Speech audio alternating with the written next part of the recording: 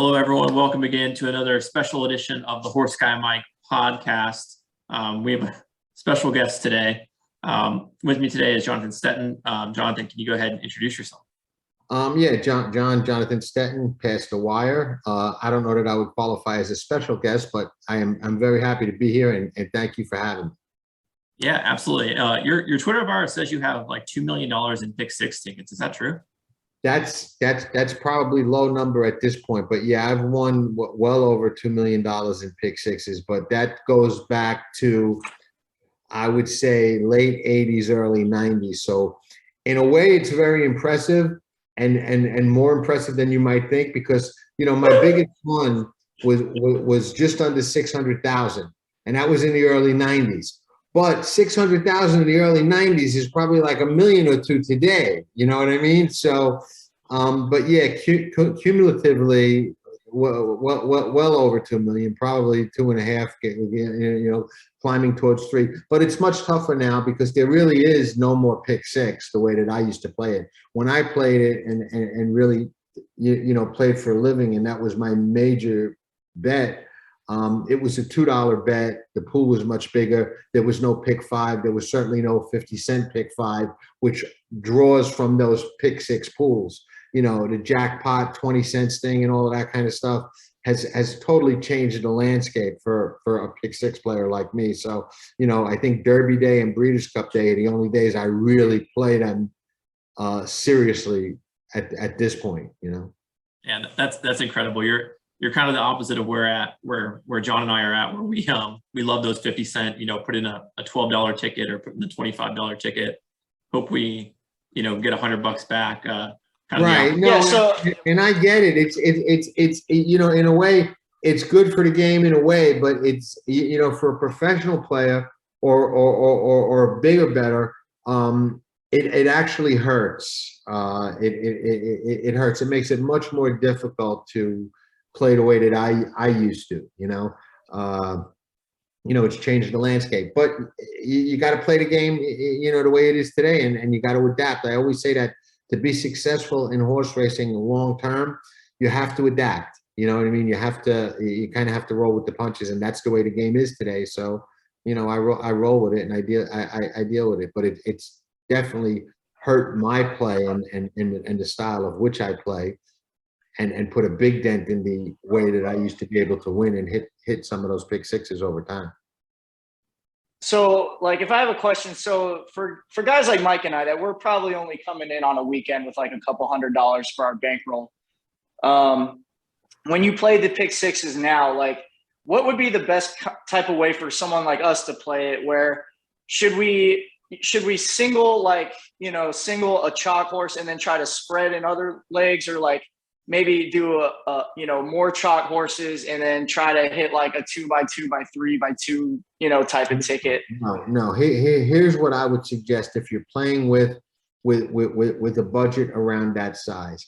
I still think that a single is great, and always try and have a single or at least a race where you only have 2 deep. You know, when you're playing for 20 cents, you don't really have to have a single. When you're playing for $2, it's a tremendous advantage to have a single because the cost of the ticket skyrockets.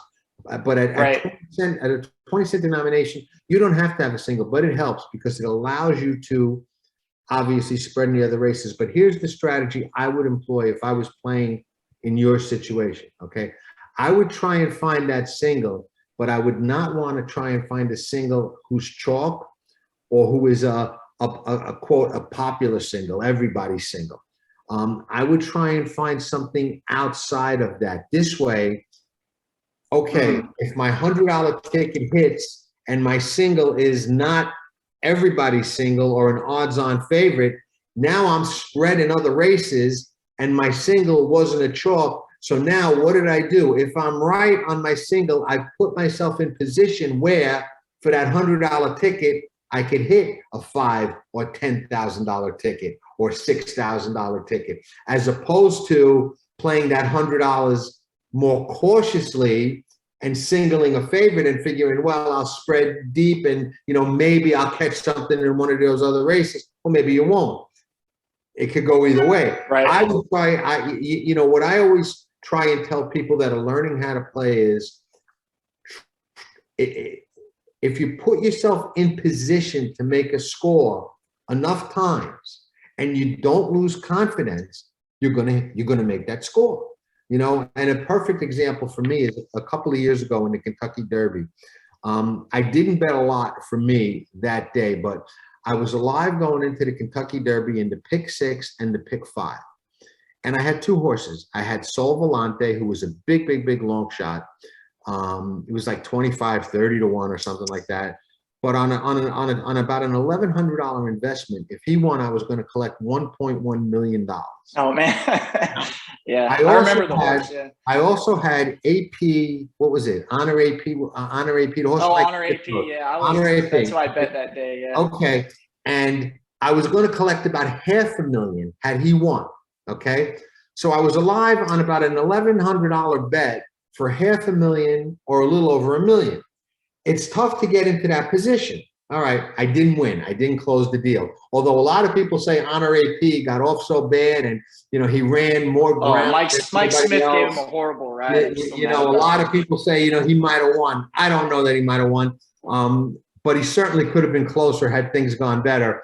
I'm probably glad he didn't, because then I might have been screaming in front of the television instead of just saying. Because out of the gate, I was like, oh well, this is not going to work out for me. You know, they were both so far back. And you know, it was discouraging because I was sure, even though Sol Volante was a long shot, Honor AP wasn't the favorite, I was sure I was going to be in a fight. You know what I mean? I expected to be on the edge of my seat, and out of the gate, I just said, no, this is not going to work out the way that I had hoped. You know, so I put myself in position, and that's the key. I didn't close the deal. And was I discouraged? No, I was disappointed because I didn't win. But, you know, I told all my friends, you know, I'm not worried about it, because if I keep doing that, eventually I'm going to hit one. And it only takes 1 or 2 of those to change everything around. You know what I mean? Your whole year. Exactly. You know, I mean, you hit for, 1.1 million. That erases a lot of mistakes and a lot of bad days, you know? So getting back to your question, on a smaller budget, I would try and still put myself in position to separate myself from the masses, okay? Everybody on a $50 or $100 or $150 ticket's got that same single and got that same approach. Okay, I'm going to try and outplay them by finding a single they don't have, allowing me to spread in the other races. Now, if my single wins and I get a little lucky in 1, 2, or 3 of the other legs that I'm able to spread now on a 20-cent, play, now I'm in the fight for 10, 15, 20,000, 5,000, instead of hoping to get 400 or 500 with that 4 to 5 single that everybody had. You know what I mean? And that's my philosophy. Now, I will tell you this. It's a tough philosophy because the way I play, I look at it different. I look at it as, I don't necessarily want to cash more tickets, which is the normal inclination of what a bettor wants to do. They want to use as many horses as possible in a pick 4 or pick 5 or pick 6 and cash as many tickets. I want to cash less tickets, but I want to win more money. So I'll use less horses, knowing that, okay, I'm leaving out this horse that might beat me and that horse might beat me. That's okay, because if I hit it, I'm not going to have it for 50 cents. I'm going to have it for $5. And if I don't have it today, maybe I'll have it tomorrow or the next day. And when I hit, I'm going to make it count. Because at the end of the day, you got the black column and the red column. I want to keep the red column at a minimum. I want to keep the black column as high as I can. So I'm willing to cash less tickets, say, you know what? I'm a big boy. I've played this game a long time. I'm not going to cry. I live to fight another day.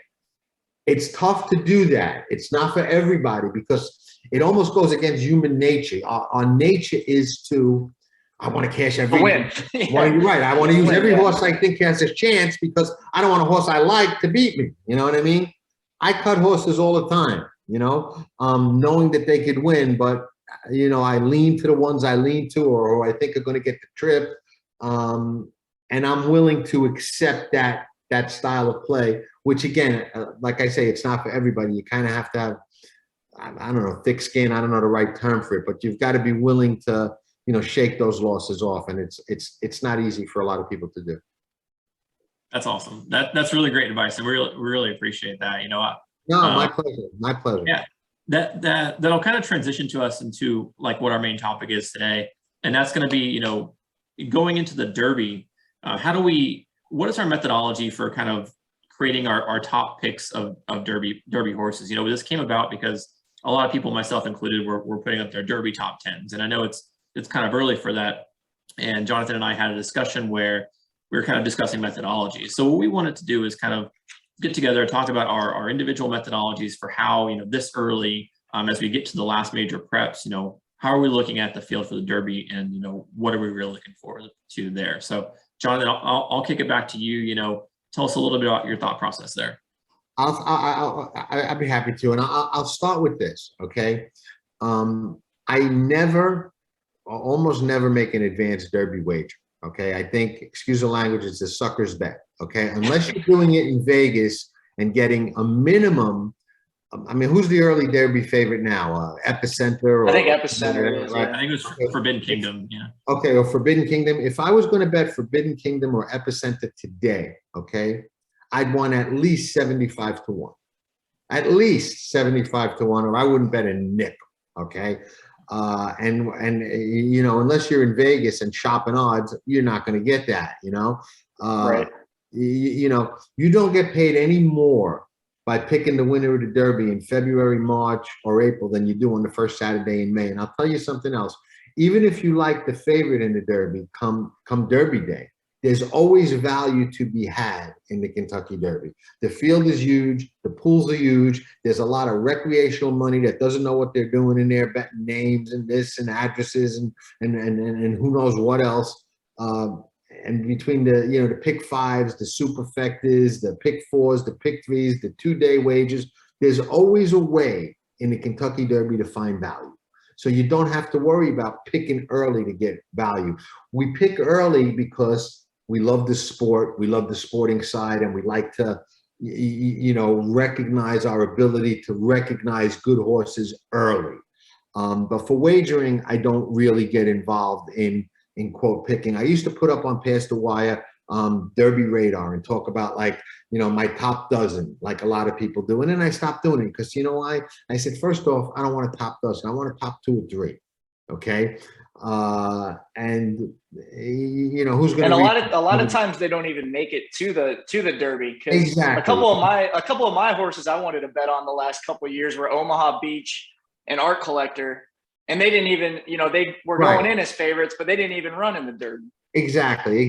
There's so much that can happen. But when it gets to methodology, and this applies not only to the Derby, this applies a lot to my handicapping in general today, okay? I trust my own eyes more than anything else. I've been watching races a long time, okay? Yes, I read formulators, study the past performances. I use Thoroughgraph. I use a computer model now that, you know, gives me different information. I use a lot of tools, but the tool that I value the most is replays, watching races, and taking my own notes, okay? And there's 2 horses. And interestingly enough, they both happen to be trained by the same guy. But there are 2 horses that made their way to my radar. Okay. And another part of my methodology is that I look for certain trainers and certain things that they do and certain patterns that they do that signal to me. And I do this with certain trainers who I respect, okay, on a very high level. I look for certain tells. It's like if we were talking about poker, a tell. I look for certain tells that they do when I know they really like a horse. And I think that they like, this guy likes these 2 horses, and we'll talk about them you know, in a minute. But that's really what I do. And I look for horses where most people look for horses who have run the best last race, or who have run the fastest, who you know, look the best in the last prep, like the Epicenters, like the Forbidden Kingdoms, like the Point Leaders. Mm-hmm. I don't look for that. I look for a horse that I think is progressing, is going forward, okay? And the horse that's on top of my Derby list at this particular point is Chad Brown's horse, Zandon, okay? Zandon, I thought, okay. You don't like him at all, or you do like him? Oh, I mean, that's just like, yeah, I mean, I guess I'm more of the traditional, like, I like to see wins. I like to see speed figures. Right. Okay. So I Well, guess, let me explain to you why I like him, and maybe it'll make sense Yeah. to you. Maybe it won't. Okay. But first time out, I thought he ran a very impressive race from off the pace. And when I watched the race, he looked to me like a horse that was an experienced horse. He looked like, he knew already what the game was about. He was able to come off the pace. He wins, going away. He then goes into Remsen, a mile and an eighth, around 2 turns. And I always am leery about an off-the-pace sprint winner going a route the first time, because often they don't have that same kick. I'll take a speed horse going a route the first time before I'll take an off-the-pace horse going a route the first time, generally speaking. And when he put him into Remsen, I said, okay, he must really like this horse if he thinks he's up to that, okay? And he wound up on the inside of Mo Donegal. I believe he got fouled by Mo Donegal. They made contact, and he ran a very game race going a mile and an eighth on the inside of a more experienced, highly regarded horse, much higher on everybody's Derby list. And I remember telling my friend, and I actually told Chad Brown the same thing. I said, I don't think Mo Donegal ever beats Zandon again. And Chad said, I think you're right, which to me meant a lot. Now, my friend who I told said, I think you're nuts, but he's a Mo Donegal fan, but remains to be seen who's right. Now, from there, he lays the horse up and he runs the horse at the Fairgrounds. And I guess, was it the Risen Star or whatever, the race? Yeah, the Risen Star. Wire. He broke really, really bad, made a wide move. It was his first race back. He didn't run the horse at Gulfstream Park because I know that's a speed favoring track. It's tough to come from off the pace. I think he's teaching the horse to come off the pace. I think the horse is well regarded. I think he's going to go forward off that race, run a big race in the Bluegrass, maybe not win it, but I think he's going to run much better in the Bluegrass and either win it or come flying. And that's going to set him up for his best race in the Derby. Will that be good enough? I don't know, but I expect him to be 8, 10, 12 to 1, especially if he doesn't win the Bluegrass. I'd rather see him come second or third and not win it and go into the Derby a bigger price. But he's a horse to me that's progressing the right way for a trainer that I think is eventually going to win one or more Kentucky Derbies. And I just like the way he's bringing this horse along.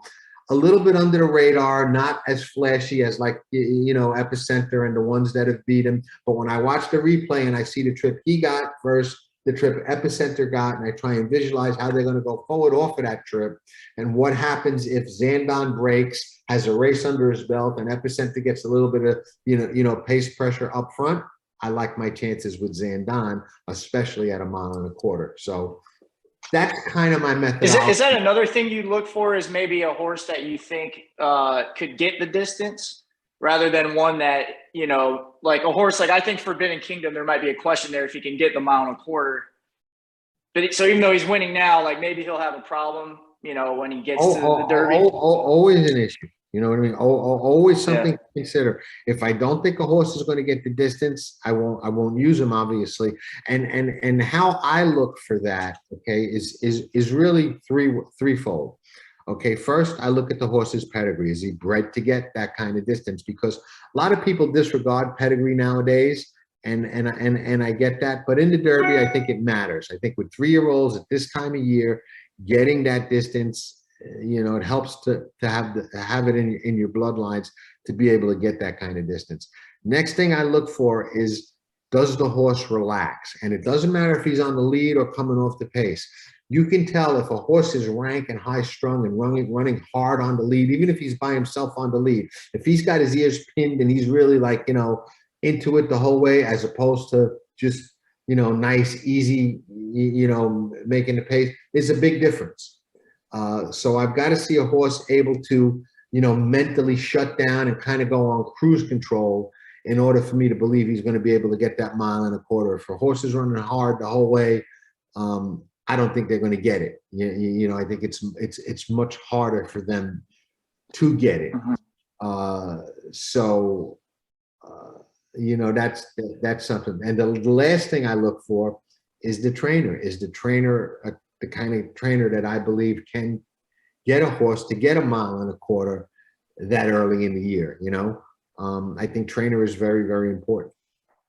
Is running style something that you're looking forward for a lot here too? Because, you know, when we look at the most recent derbies, it seems like the winner in recent history, at least, has been either the on the lead horse, like the last 2 years with Authentic and Meydan the Spirit, or just off in that second tier, you know, with like Justify, Nyquist, Always Dreaming. You know, it's been a while since we've seen a true closer come in. Doesn't matter.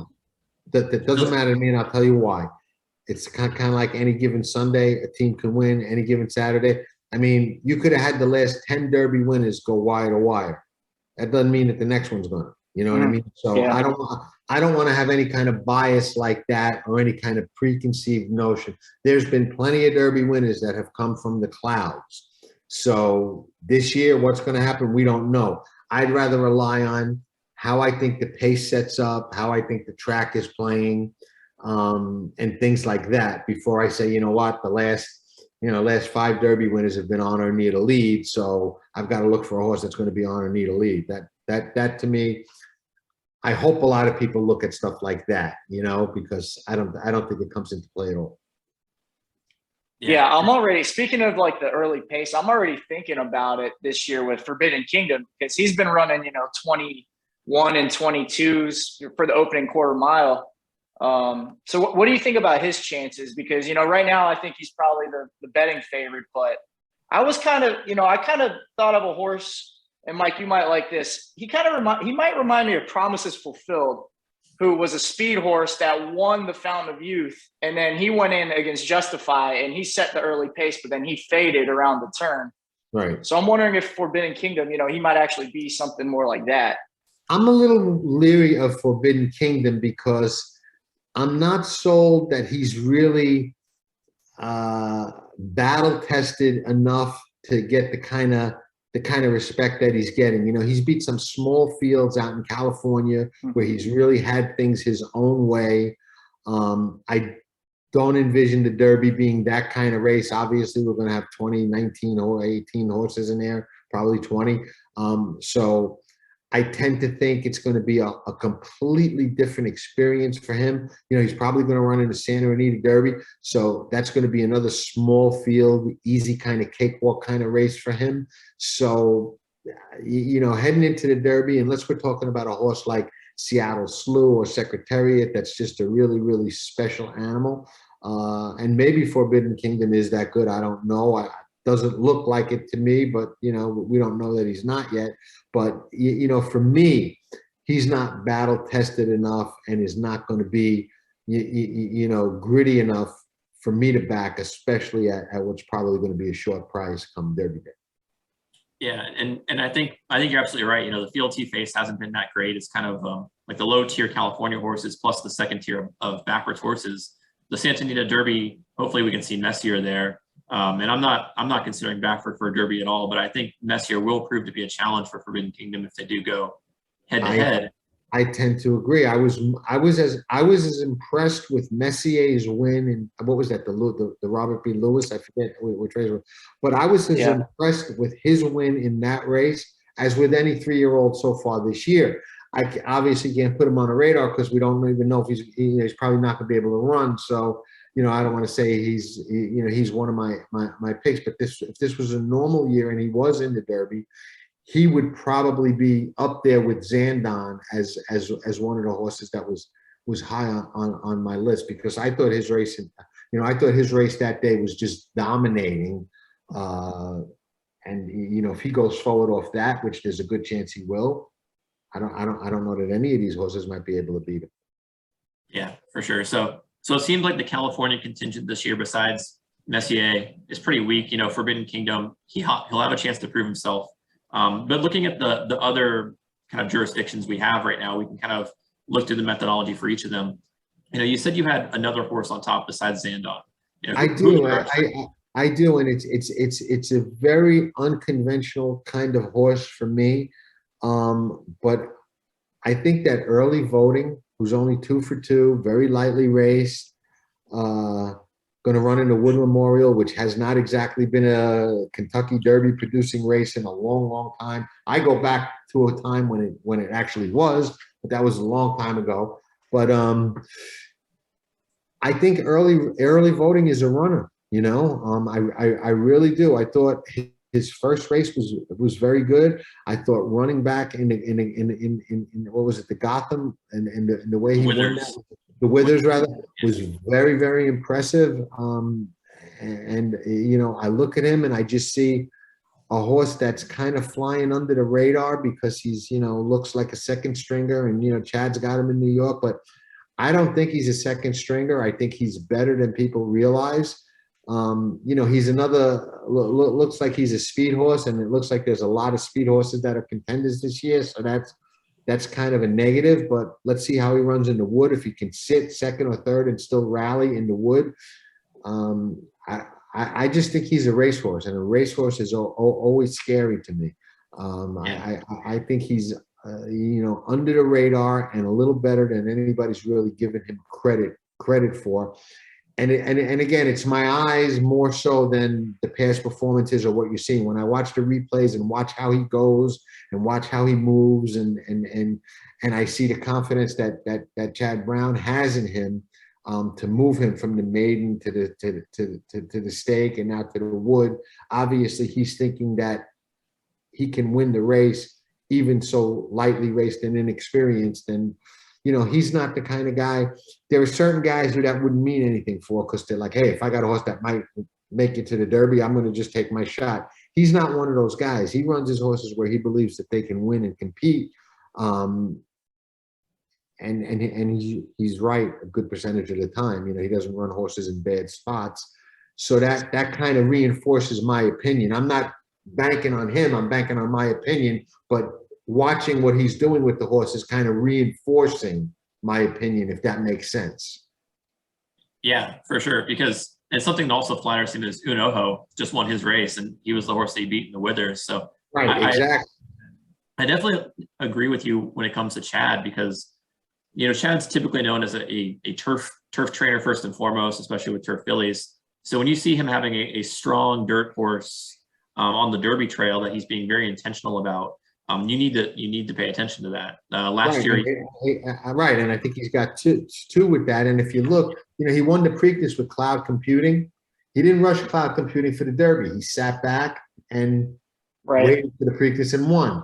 But with these two, he's going forward to the Derby. You know what I'm saying? So he's not doing that because if he's not doing that for he thinks they have a chance if they they keep progressing. Yeah, exactly. His maiden race was a mile too, so he knew right away that this horse could go the distance. Right. And I like horses that are progressing and going forward. I think one of the biggest mistakes that handicappers make is they look for a horse to do what they did last time out. When they read the past performances, and you guys probably do this, and I don't mean this in a negative way, but when you read the past performances, okay, you probably read the racing form or Brisnet or whatever past performances you use. The last race the horse ran first and then work your way down. Mistake. Yeah, absolutely. Okay, mistake. All right, I'm going to improve your game right now. Don't do it. Start from the bottom. Read the oldest race first and read up. You know why? Because then you'll see a pattern. You'll see a progression. Things will jump out at you that will not jump out at you if you read from the top down. Read from the bottom up. Read it like it's a story, okay? Read it like it's almost like a book, and go, okay, here's where he started, here's what he did, then he progressed to here, then he went backwards. Why did he go backwards? Why did he go forward? What's the story and what's going to happen in the next chapter? When you read from the top down, you don't get that, okay? Right. And horses are not machines. They don't automatically do what they did last time. The game is all about patterns and cycles, and you recognize them a lot easier if you read it the way that I just told you, as opposed to the way. And I guarantee you, if we had 99 handicappers on here, some of them professionals, very good, sharp, 99 out of 100 are going to say they read it that way. They're all wrong. Guaranteed. Their game would get better if they did it the way that I just said. It's funny you mentioned that. I'm reading Andy Byers Picking Winners right now, and he just went, like, the chapter I read is just about that. I think he called it the Z pattern, where it's like start at the bottom, see them progressing, see like a sprint horse stretching out and seeing how they do it. So that's the second piece of advice on the same thing that I've heard within a week, having never heard that before. So that's really, really cool timing on your end. Yeah, and I guarantee you will see a difference in the horses you start coming up with, and I would venture to say your game will improve. All right, perfect. All right, so we talked about New York, we talked about California, and your overall methodology. How are you feeling about some of the big names in, like, let's start with Florida, as the Florida Derby comes up next weekend. How are you feeling about the horses aiming towards there? We've got White Abarrio, Simplification, Charge It, Smile Happy, any of those ones? I don't like any of those with the exception of potentially Charge It. And I'm not sold on him yet, but I'm not sold. I liked White Abarrio today. He won. I bet on him. I'm not sold on him being a Derby horse. I'm not really high on anybody of the big names heading to the Florida Derby. If there's some obscure horse or some horse that just broke his maiden or won an allowance race in there that I don't know who's going to be in there yet, I'll probably land there, because none of the big names, I'm not sold on Smile Happy at all. Never was. A lot of people loved him early. Didn't like him at all. Still don't. No, I don't like any of them, with the exception of Charge It. Charge It, I think, is 2 for 2. And is Todd Pletcher, so maybe he's a good one. I don't know. But he'd be the only one that I would consider out of those once I, watch his replays and look at the past performances and his numbers. But no, I'm really not high on anybody in Florida. And other than, Zandon in the Louisiana races, I'm not high on anybody there either, Epicenter included. And Zandon's not going to run back there. He's going to run in the bluegrass. So I tend to think that the horse to beat in the Derby has not really asserted himself yet and made that big move that's got everybody going, wow. You know what I mean? I think there's still somebody out there that's going to run a big race in one of these last preps that's like, uh-oh, there's the one we should. Gotcha. Yeah. You know what I mean? Not this one, not that one. I think a lot of lines are going to be drawn to a lot of these horses that are up high on the list after the last series of preps. Yeah, I think like going back to what you said about reading from the top down, like a horse like White Abarrio, he got a perfect trip in the Holy Bull, where he was nice and comfortable in the 2-path, kicked home really strongly. And it's like, well, you don't know if he's going to get that trip every time. Right. Exactly. So, yeah. And I'm a big trip guy. I always, when I look at a race, I always try and figure out who's going to be where at every point in the race. You know what I mean? And who's going to be running when it counts, and who's going to be gasping for air when it counts, And you're right. You're spot on. He got a perfect trip in the race in Florida that he won. I tend to, and going back to Zandon, and I don't want to, beat this point, but I'll take a horse off a rough trip like he had, a bad break, wide, a little traffic in the stretch, bounced around a little bit, and look for him to go forward or get some grit or toughness off that trip than a horse like White Abarrio or Forbidden Kingdom, who had it all perfect and looked so great. You know what I mean? And everybody's like, wow, this is the next superstar. No, I'm not sold. Most of them aren't the next superstar. So. Yeah, and I think, what we talked about earlier is the intentionality of the trainers. When we look at this Florida Derby, a horse like Charge It, who had like a really impressive allowance race. I think he had like a 93 buyer. Todd hasn't run him since. He didn't run him in the Fountain of Youth. He didn't run him in the Tampa Bay Derby. He's choosing to point him to the Florida Derby. And that tells me, he's picking this race for a reason. This year hasn't been kind to Todd. A lot of his, quote, top shooters aren't really firing. So maybe Charge It's going to be his last hope of getting that final horse, and he's been kind of saving him for this perfect race. And on the opposite end, we kind of look at Smile Happy, and I was one of those people who was a big fan of him. I thought his Jockey Club was great. That race came back impressive with White Abarrio and Classic Causeway. finishing, first in their next races. When he went to Louisiana, I thought the trip was fine. First off layoff, sat behind a slow pace, finished second. I thought that was good, but I don't know what McPeak's plan was from there. Why didn't he stay at Louisiana? Why is he aiming towards Florida? He might still go to the Bluegrass. It doesn't seem like there's a goal in mind when he started this kind of progression, and that worries me. I agree. I would be a little concerned about that myself if I was on his bandwagon. And one of the things I try and avoid is horses that ran very big races at 2, which he did run that big race at 2. And even though it was a key race, and I said this before he even ran at 3, I said, even though it's a key race and horses that finish behind him are coming out and winning, I like those horses better than I like him. I mean, he hasn't shown me yet that he's gone forward from 2 to 3. He just hasn't shown it yet. I mean, maybe he still will. And a lot of people, a lot of sharp horse people whose opinions I respect really liked him and really thought, oh, he's the goods. And I'm like, I don't know, I don't see it. What am I missing? Everybody, really thinks he's the real deal. I just don't see it, and I still don't. So we'll find out. Horses. One thing I will say: horses humble everybody. So you got to get used to that. They will make, and no matter how good you are, they will at some point make you look like a fool. Just nature of the game. Yeah, absolutely. Before we talk about Louisiana, we can talk about our picks for the Louisiana Derby and everything coming up. I just wanted to bring up one more point, and that's the Fillies. Everyone's talking about Secret Oath to the Derby, Echo Zulu to the Derby. What are your thoughts just in general on Fillies in the Derby, and then this year's crop compared to where the boys are at? Well, they've got now with the point system, they've got to beat the boys at least once in order to get into Derby. It always used to be that way. But I saw Genuine Risk win the Kentucky Derby. I saw Winning Colors win the Kentucky Derby. I mean, it can be done.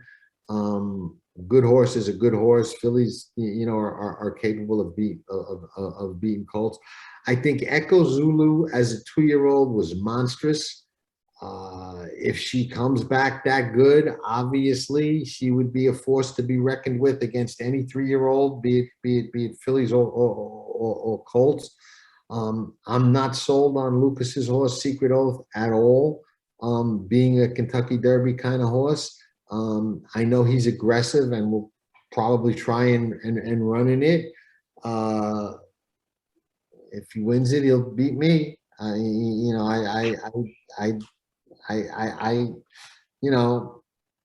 not as high on her as everybody else is. I just don't see it. I watched her replay a couple of times.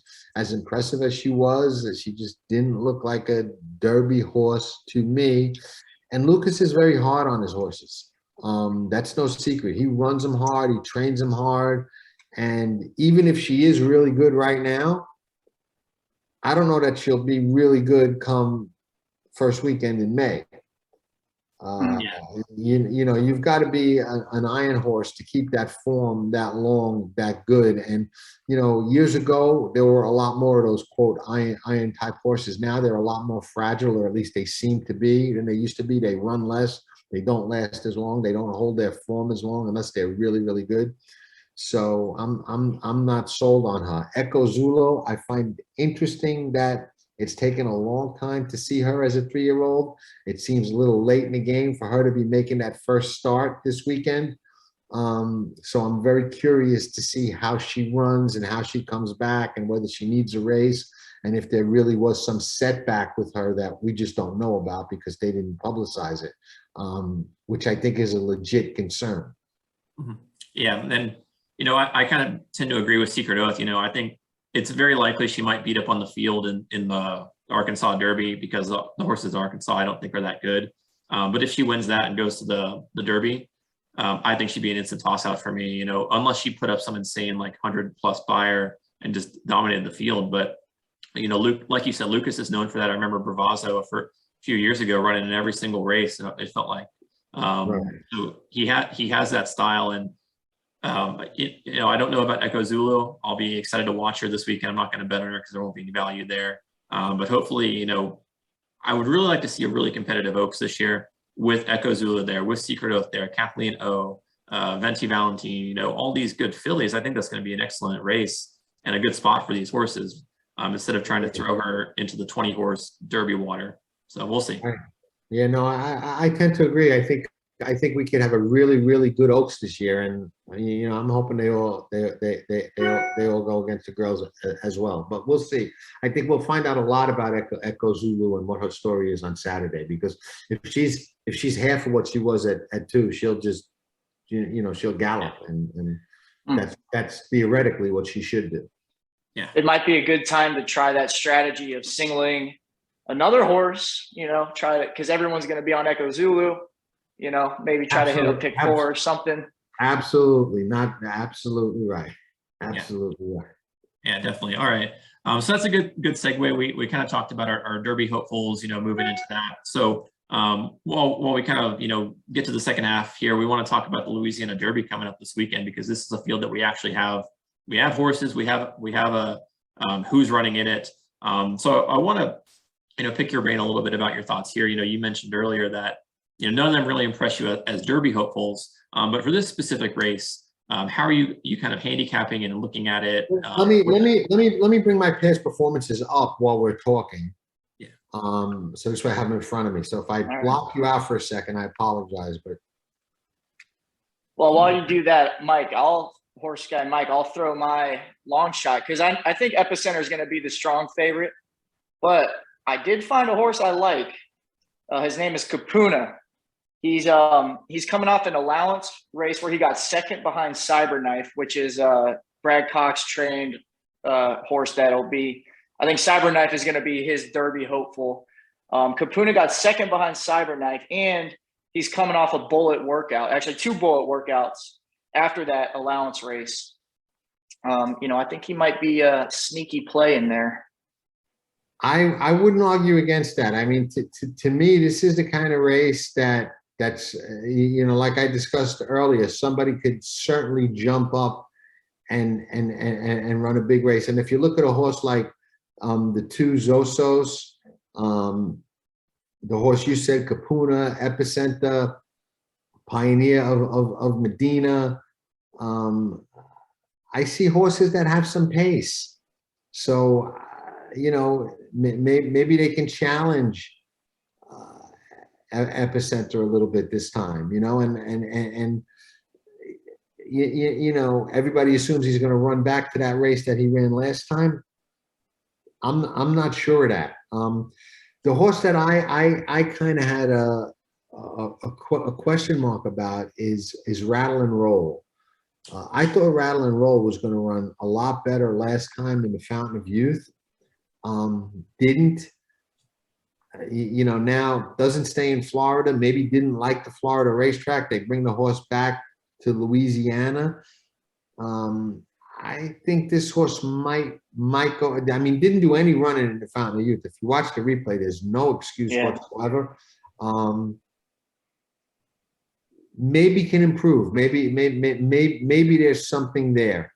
The rest of them, you know, other than the horse you mentioned, Capuna, I don't see any of them really being, you know, all that. You know, maybe the 2 the Zosos or Capuna are the 2 that, you know, look like they might be able to step up.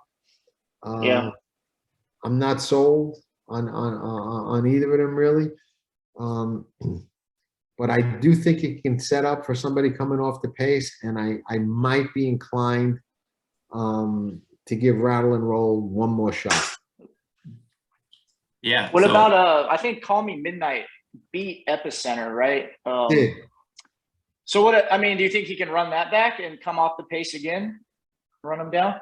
No, I thought that was a little bit of a fluky race that Epicenter should have won. Did a lot of heavy lifting that day and didn't get it done. And no, a lot of people like him. I mean, for the price he was, a lot of people seem to have liked him after the race. I wasn't one of them. I didn't like him that day, and I don't like him on Saturday. Yeah, I agree. You know, he ran the race of his life that day to barely nip Epicenter at the line. You know, everything we talk about having a perfect trip. that set up perfectly for him. And Epicenter kind of had the opposite happen in the Risen Star. The LeCompte is where he lost. Yeah.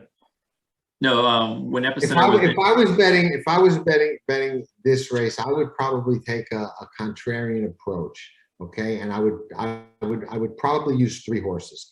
I would use Capuna, the horse that you like. I would use the Brad Cox horse, who, you know, Zosos, who might just be a good one. And then I would use Rattle and Roll on the outside, and I would just try and bet against Epicenter. And this way, if I'm alive and I got a little lucky earlier with some prices, I say, okay, now I'm alive with 3 horses without the favorite. Maybe I could get a nice ticket home if Epicenter is not all that. Yeah, and Zozos was my pick. I've been waiting for this horse to come back for a while. I thought he was going to go to the Arkansas Derby. Started off at 6 furlongs, nice easy win there, and then he had a 10 length victory at 1 1/16 at Oaklawn. Really impressive win there. I went back and watched the replay. He just sat off the leader, powered home to the stretch. Really impressive progression there. So we talk about, again, the intentionality and having Cox, take his time with this horse, go maiden, go allowance, and then go into the deep end here. I think this is going to be a good horse. I think he's going to be everyone's favorite wise guy, and second choice to Epicenter. I'm hoping he'll go off at higher than 4-1, but I think, realistically, he'll probably be, 3-1 or so. Right, and I agree. It's definitely, I don't know who made this horse 8-1, but that's insane.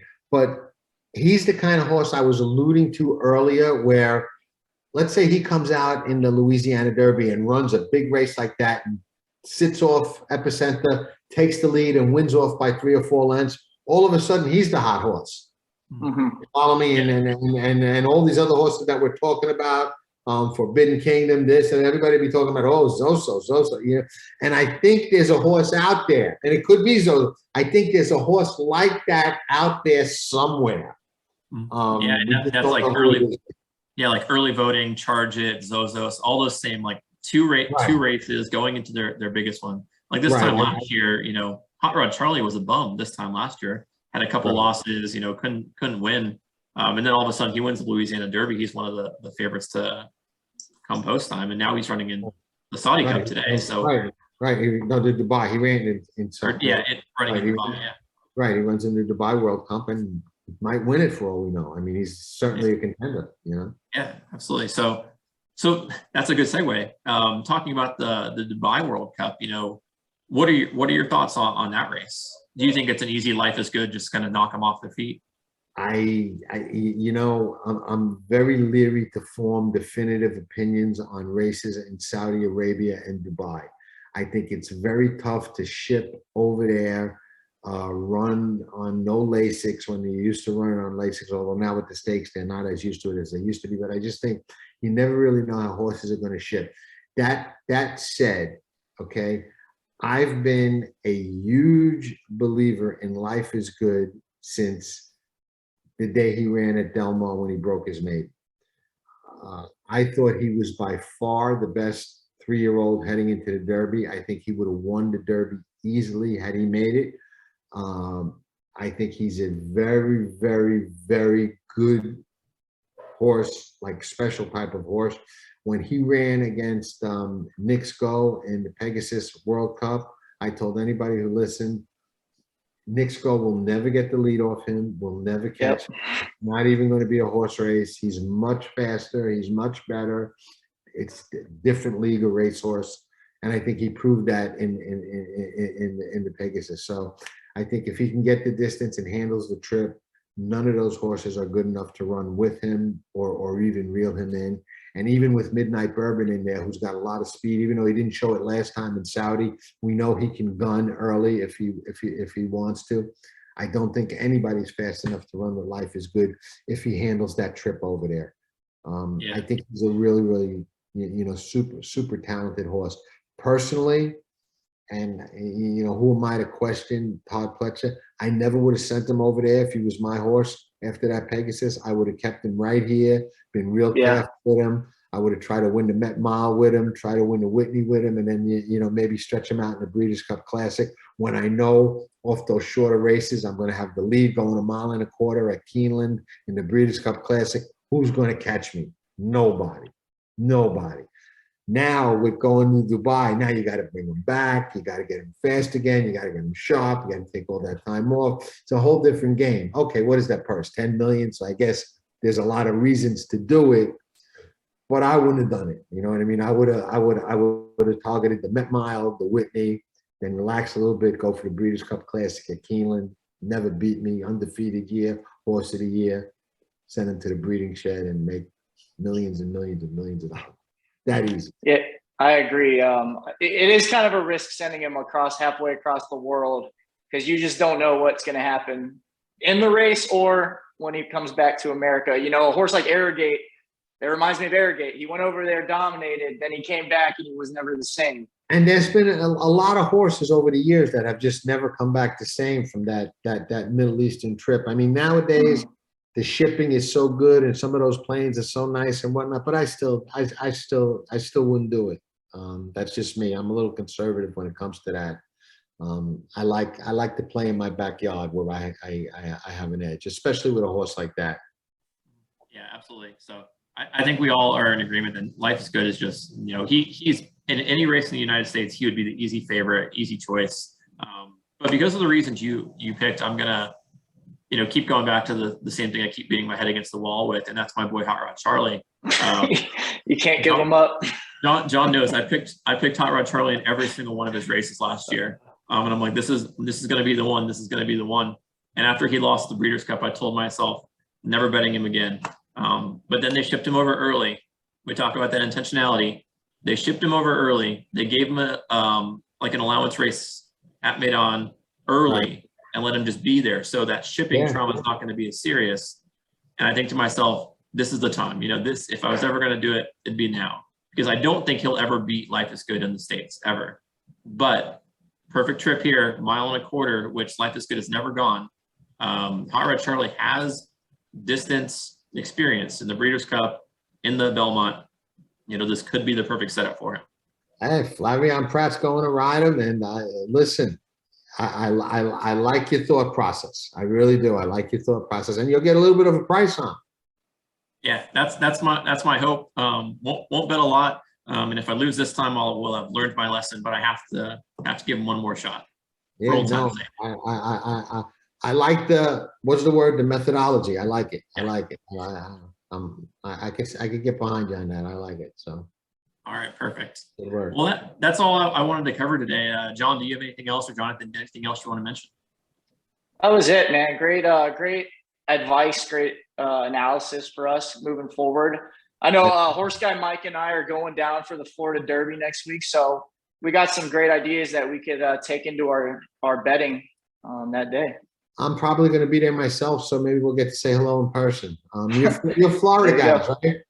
Yeah, we live in Orlando, so. Oh, okay, all right. So yeah, I live over on the other coast. I used to live near Gulfstream in Hillsborough Beach, but now I live on the southwest coast, in the corner of the state. So I got to drive across Alligator Alley to get there. But I'm probably heading over for the Florida Derby. So that's fantastic. Yeah, we'll definitely get hello. Yeah, we'll message you.